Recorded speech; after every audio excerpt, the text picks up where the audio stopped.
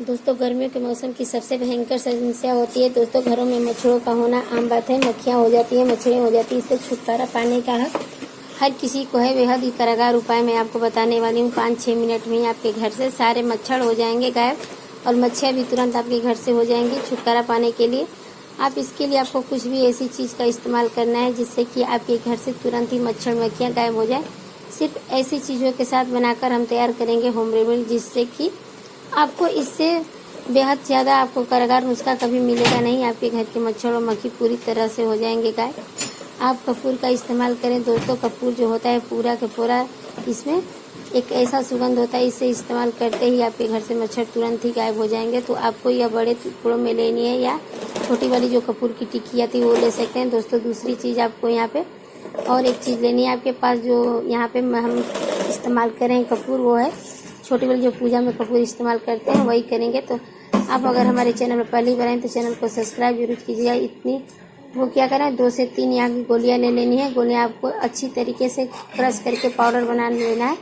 आप देख सकते हैं हम यहाँ पे 3 से 4 यहाँ पे कपूर लिए हैं। कपूर हमें ज़्यादा सॉफ्ट होती है। और दूसरी चीज़ इसके साथ हमें लेनी है यहाँ पे तेज़पत्ता। इसको के नाम से भी जाना जाता है और खाने का स्वाद बढ़ाने के साथ साथ दोस्तों इसके जो आयुर्वेद का बहुत ही ज़्यादा कारगर है। ये ज़्यादा फायदे बताए गए हैं और महत्व बताया गया है कि सेहत के लिए अच्छा होता है। अगर इसका इस्तेमाल हम किया करते हैं तो हमारी सेहत बहुत अच्छा रहता है। लेकिन आज इसको हम मच्छर भगाने और मक्खी भगाने के लिए इस्तेमाल करेंगे।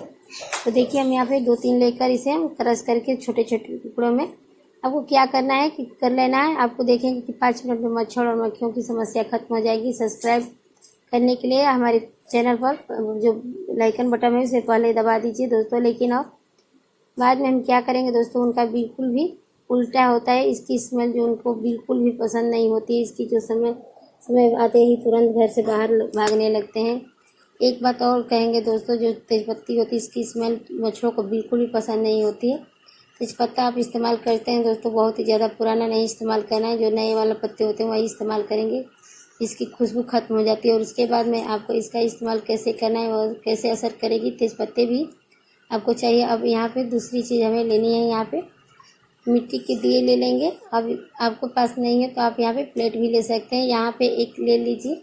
आप क्या करेंगे दोस्तों, इसमें हमें पाउडर जो है सारे के सारे पाउडर हम इस दिए में रख देंगे। इस कटोरी का इस्तेमाल भी कर सकते हैं या दिए का इस्तेमाल कर सकते हैं मिक्स करने के बाद। लेकिन इस तरीके से आपको यहाँ पे मिट्टी के दिए लेने के बाद उसमें हम सारे कपूर के पाउडर को डाल देंगे।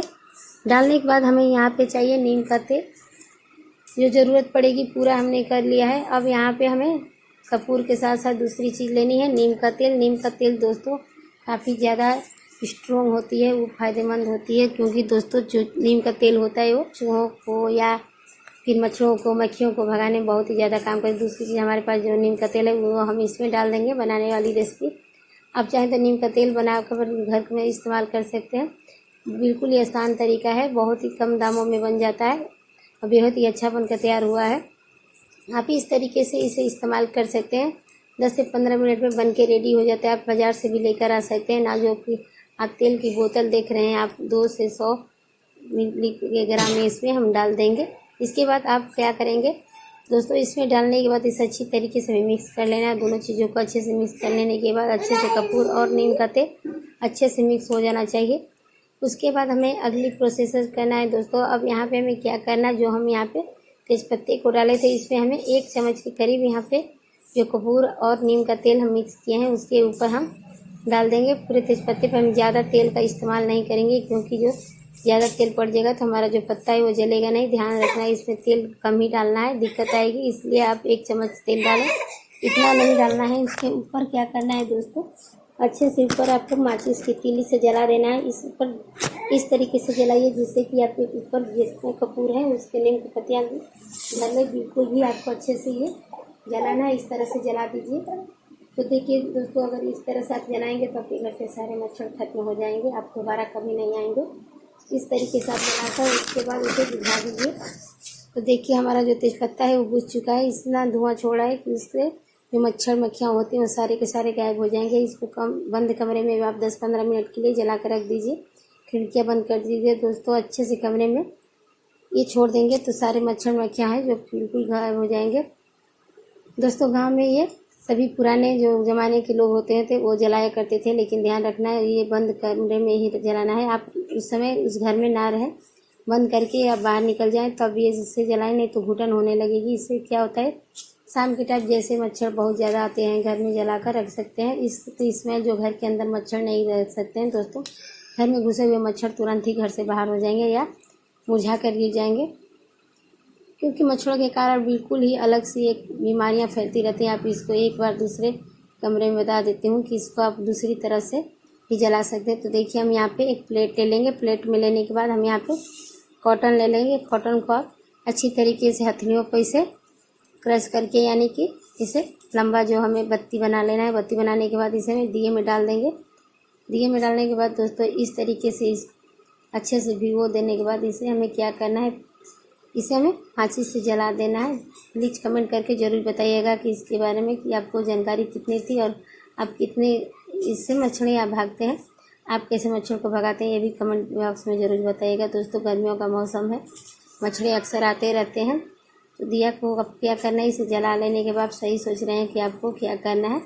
यह दिया जलाने के बाद और इसके ऊपर जो हम यहाँ पे ऑयल डाले हैं इसको हमें इसी तरह से जलने देना है। उसको आपको उल्टा करके रख देना है। अब ये गर्मियों का मौसम है, पंखा चलता रहता है, इसे भूख जाए तो आप क्या करें, छन्नी जो होता है उसे इसके ऊपर रख सकते हैं, इससे दिया बूझेगा नहीं। आप इसे जला कर रख देंगे तो आपके घर में सोने से पहले इसको बंद कमरे में रख दीजिए। बंद कर रखने के बाद आपको दोस्तों उसके बाद टाइम नहीं है, इसे आधे घंटे 1 घंटे के लिए जला दीजिए। उसके बाद इसे बुझाकर आप सीधे सो सकते हैं। इसलिए आप इसको 24 घंटे ना जलाएं।